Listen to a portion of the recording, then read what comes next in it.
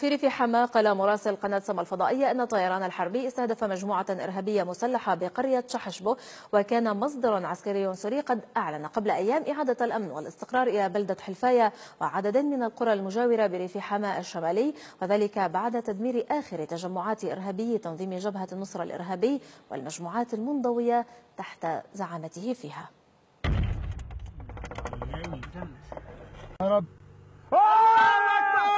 الله أكبر.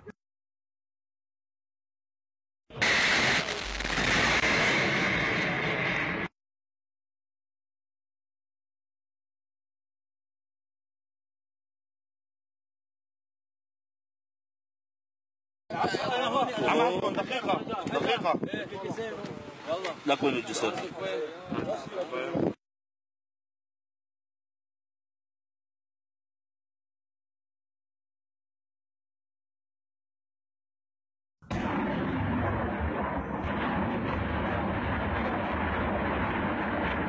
هيهم درع